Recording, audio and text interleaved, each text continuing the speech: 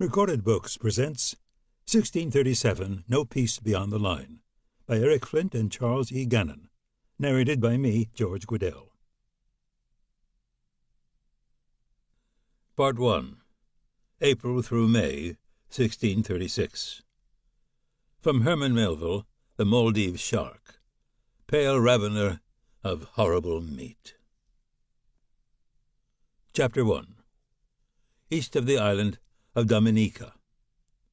Commodore Eddie Cantrell looked past the bowsprit of the U.S.A. steam cruiser Intrepid into the nautical twilight brightening the eastern horizon. The stars above it were fading slowly, the pre-dawn glow washing out what had been their laser-sharp brilliance of only a few minutes before. But on those days when his time on deck started, along with the morning watch, he had learned that this was not just a time for novel sights. Eddie closed his eyes and listened. Wind, sails slapping lightly, the slow hobnail on wood tread of the closest of the four crew walking watch on the main deck. On a ship in the 17th century, that was as hushed and quiet a moment as one ever experienced. He opened his eyes as he turned and looked west. The stars were still bright there, but an irregular dark hump of blackness blotted them out at the center of the horizon.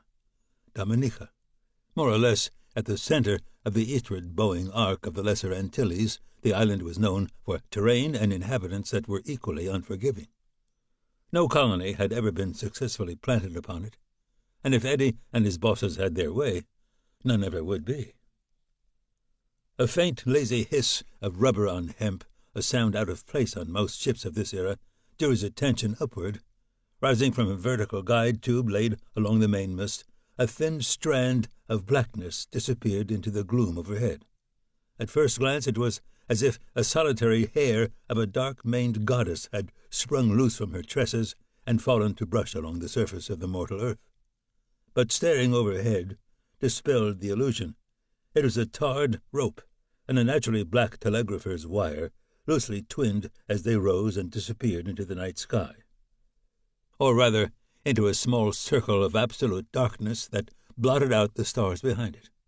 That was the silhouette of Intrepid's observation balloon, almost 730 feet above the deck.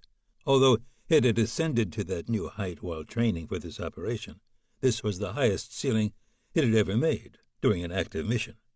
Happily, there hadn't been any surprises since they'd commenced filling the balloon's envelope with hot air just before 6 bells of the middle watch. But that was less a matter of luck than preparation.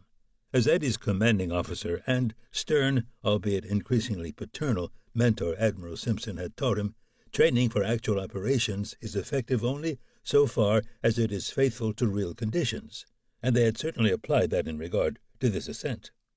The challenge to increase the balloon's maximum operating ceiling had required a consideration of diverse factors. Rate of fuel consumption determined the average temperature of the air in the envelope, which also determined rate of ascent. But going higher meant more rope to tether the balloon to its platform, in this case Intrepid, and more of the perpetually scarce telegraph cable. That additional weight meant it was necessary to generate more lift, lighten the operational weight of the vehicle, or both.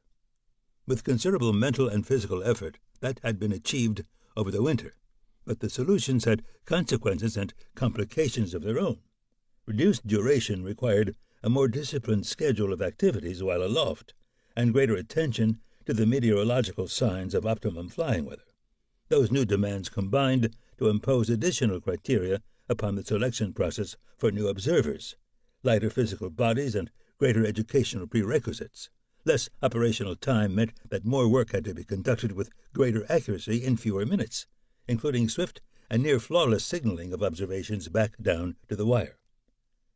But the difficulties and the costs had now proved their worth, as Eddie had insisted they would.